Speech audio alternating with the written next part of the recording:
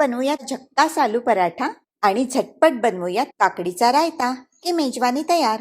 पराठे बनवण्यासाठी अर्धा किलो किंवा तळ हाताच्या मापाचे 6 बटाटे घ्यायचे। एवढ्या बटाट्यांमध्ये बरोबर 12 पराठे होतात। बटाटे उकडून घेते। आता वाटण्यासाठी घेतल्यात 2 हिरव्या मिरच्या आणि 2 इंच आलं आणि या 5 लसणाच्या मोठ्या पाकळ्या घेतल्यात।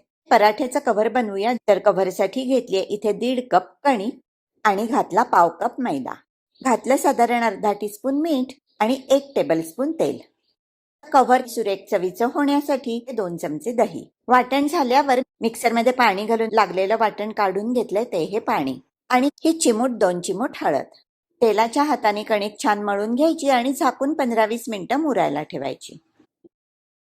आणि आता काकडीचा रायता बनवूयात। त्यासाठी घेतले 2 वाट्या घट्ट दही, घालतीये सालं काढून चिरलेली काकडी, हवे असल्यास थोड्या मिरच्या, काला नमक, जिरा पावडर आणि ताजी टवटवीत कोथिंबीर। हवी असल्यास तूप जिऱ्याची फोडणी तुम्ही याला देऊ शकता।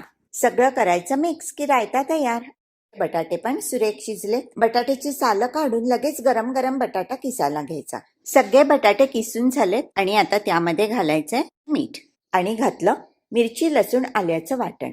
घालायची हिरवीगार कोथिंबीर आणि छान मळून घ्यायचं हे सारण। बटाटा जरा कोमट झालाय, हाताला तूप लावून व्यवस्थित मळून घ्यायचा। सारण एकदम मऊसूत झालं पाहिजे आणि आता सारणाचे एकसारखे 12 भाग करायचे। कणकेचे पण एकसारख्या आकाराचे 12 भाग करून घेतलेत। सारणाची आणि कणकेची कन्सिस्टन्सी एक पाहिजे, तरच सारण पराठ्यांमध्ये अगदी कडेपर्यंत पसरतो। पारी करताना मधला भाग जाड ठेवायचा आणि कड हाताने दाबून दाबून पातळ करायची। त्याच्यामध्ये सारण ठेवून असा उंडा तयार करायचा आणि मग उंडा जरासा हाताने दाबायचा, म्हणजे सारण अगदी कडेपर्यंत पसरायला मदत होते। पराठा लाटण्यासाठी मी तांदुळाची पिठी घेतलीये, कारण त्याच्यावरती पराठा पोळपाटाला न चिकटता सरसर लाटला जातो। हा बघा, हा इतका असा पातळ पराठा लाटला जातो।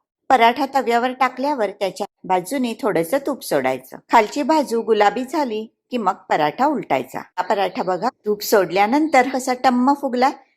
वाह, असे मस्त 2 पराठे झालेत आणि एकदम गरम गरम खावेसे वाटतात।